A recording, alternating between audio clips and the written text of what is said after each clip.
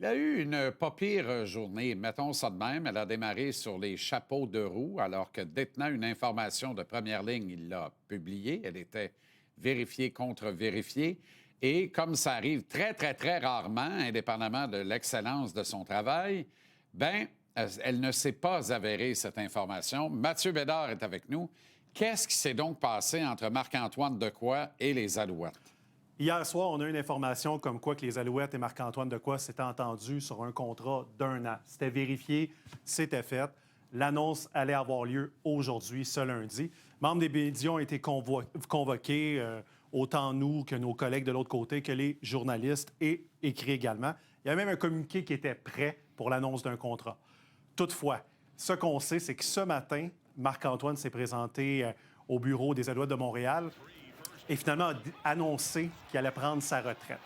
Le communiqué était prêt à partir au moment où j'ai envoyé le tweet, où l'annonce a été faite. C'était une question de quelques secondes, mais il y a eu un hold qui a été fait, une pause d'envoyer cette communication-là. Donc, évidemment, on a sorti la nouvelle et par la suite, ils ont annoncé, les Alouettes, que Marc-Antoine Dequoy prenait sa retraite. Donc, la rencontre avec Danny, pendant la nuit, il s'est rendu compte que le corps ne suivait plus, qu'il a pris d'autres décisions. Des fois, on dit que la nuit porte conseil. Je crois que la nuit lui a porté conseil de mettre un terme à sa carrière.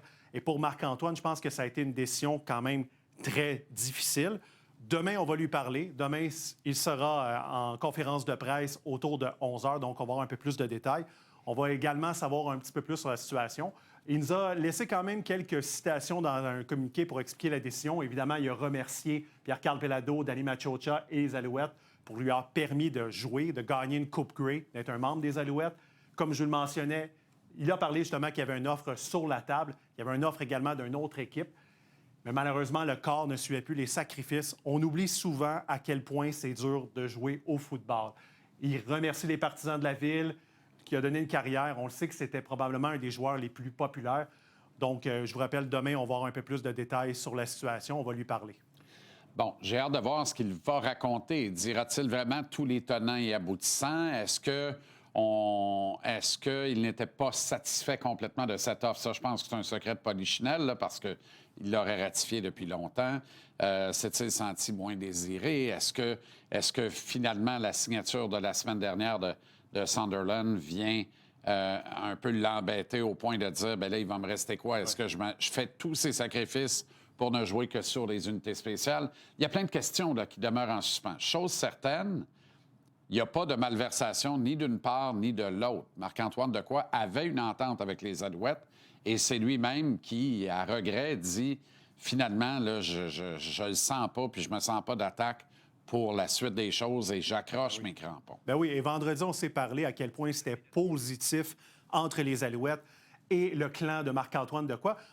Il n'y avait que du positif à date. Tout le monde pensait que ça s'enlignait vers une entente, ce qui a quand même eu lieu pareil là, jusqu'à hier soir qui a pris la décision. Pour Marc-Antoine Dequoy, c'est vraiment un des plus grands ambassadeurs du football, les Alouettes de Montréal, même s'il n'a été là longtemps. C'est 5 saisons, 73 matchs, mais son impact au sein de l'équipe, son impact au sein des médias, des fans.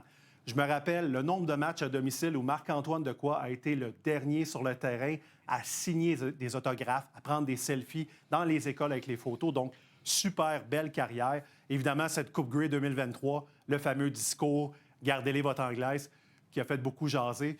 On lui souhaite vraiment une très belle suite pour la continuation de sa carrière. Il a 31 ans, il est tout jeune. Tu l'as quasiment dit d'ailleurs à l'anglaise. C'est très bon. Oui. OK.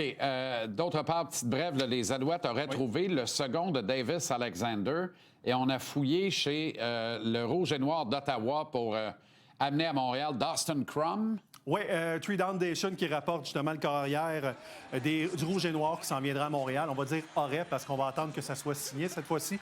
Donc, carrière quand même mobile. Un bon réserviste, style similaire à Davis Alexander. Il court beaucoup et il a une bonne passe. Juste des petits chiffres rapidement. Lors de ces 2 matchs au mois de septembre contre les Lions de la Colombie-Britannique, qui n'est pas une petite équipe, 608 verges, 2 passes de toucher. 127 verges au sol et 4 touchés par la course. Donc, on a peut-être un excellent second à Davis Alexander. On devra avoir un peu plus de détails dans les prochains jours. Donc, Bethel Thompson s'est terminé en 2 syllabes. Très probablement. OK, Mathieu, merci beaucoup. Excellent travail.